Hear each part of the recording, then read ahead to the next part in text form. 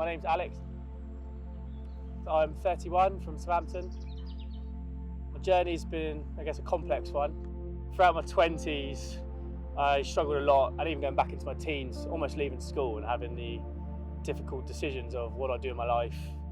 So it was 5 years of working in a stressful environment, decisions leaving friends and kind of finding my feet. I was quite a shy teenager. I got to a breaking point where essentially I jacked my job in, quit my job and went to university. I was a mature student and I ended up in halls. Didn't really make those initial connections, I was a bit older, but I was locked away in my room where I didn't have the full-time job anymore, the sports, my family, my friends. I was just consumed. And with someone like me having a racing brain and not having anything to do with that, it turns internal.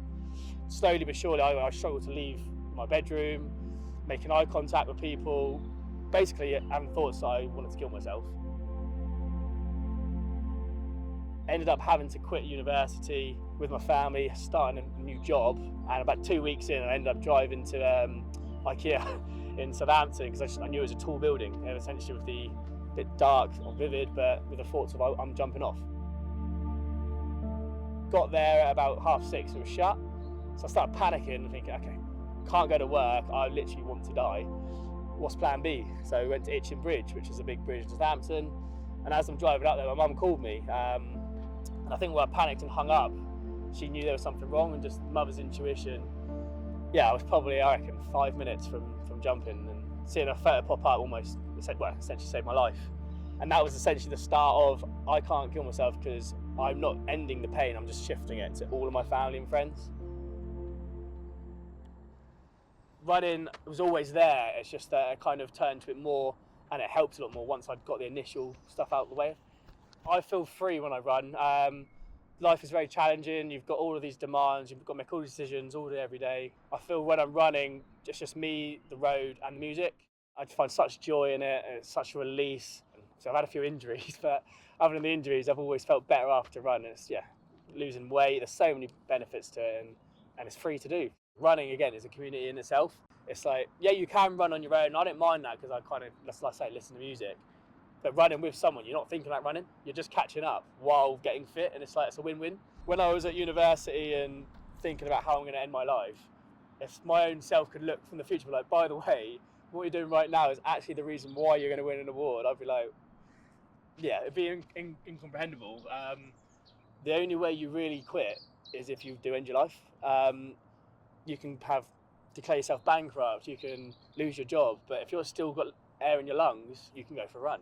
Like, you can do all these things, and then you build up, and you learn from experiences. You get better, you get stronger, you get more resilient.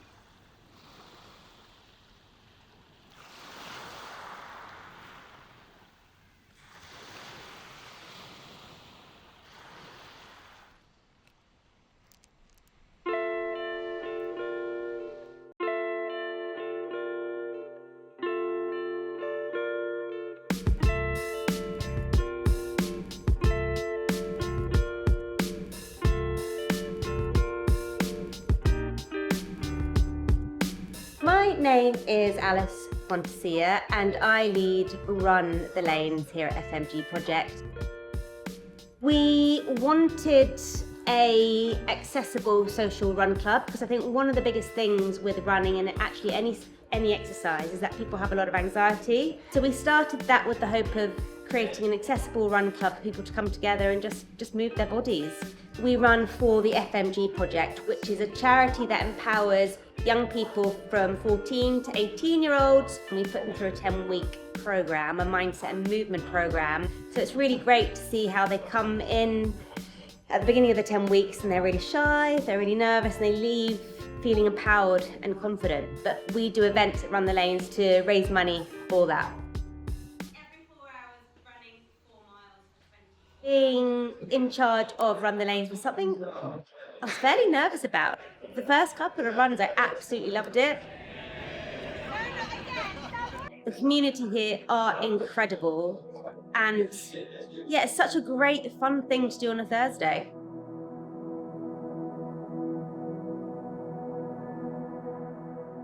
I found FMG because I wanted to meet new people. Pretty much everyone I speak to here, they're always like, oh, I've being in Brighton, or just moved to Brighton, and want to meet new people. This is the most inclusive, social run club I've ever been to. It is the only run club I've ever been to, but it is very inclusive as well.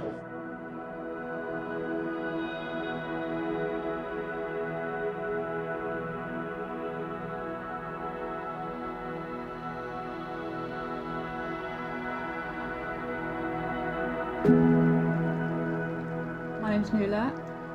I am a crazy runner and started running, I would say, in the early 2000s. So yeah, joined my club, the Araners, who are based in Littlehampton. Joined them in 2006 and did my first marathon in 2008, which was London. I run because it just gives me, it's really hard to explain actually, it gives me such a kind of a joyous feeling really, for want of a better word. If I've got anything in my mind, go out and have a run and it can calm my mind down. You know, if you go out, you'll see something like nature, other people, it's just a way of distracting your mind from the normal everyday stuff that goes on in life. In the March of 23, I went and did Barcelona Marathon, then I did Brighton, then I did London, and I picked up COVID because I've been on an aeroplane. And yeah, my throat, my neck then, I had a lump on my neck and it swelled up, and I went to the doctors, and then I got my diagnosis in June that yeah, I had cancer in my neck, lymph cancer, and it's stage 4, it's in my lungs.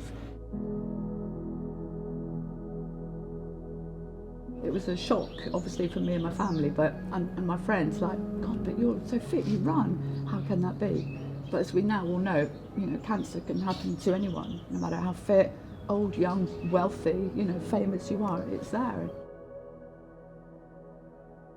I mean, my dad once said to me, no man is an island. You're with other people, and you can go out and have a run, and you might be feeling rubbish beforehand, but you'll get talking to other people and you'll focus on them, and it will take away your, what you think about yourself. You listen to other people. I'm very proud of it. I'm very proud of the running and the community and what it's done for me and how it's made me get through the difficult times.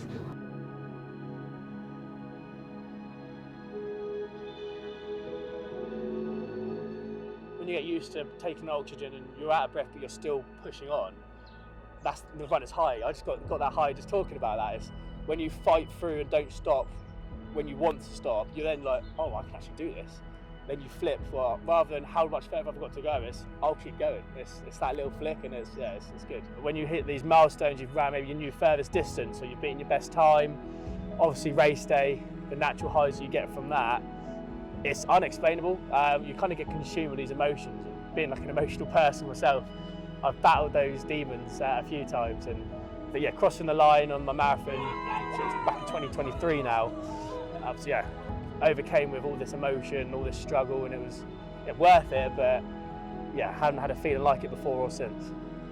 So people think, oh God, you always talk about running. I don't care, I'll talk about it all day long, because it's helped me through this quite horrendous situation. So yeah, I feel very proud that I'm a runner, very proud of the community, and proud that what it's given me. I love running, and I'm very proud of what it's enabled me to do, mentally and physically, yeah.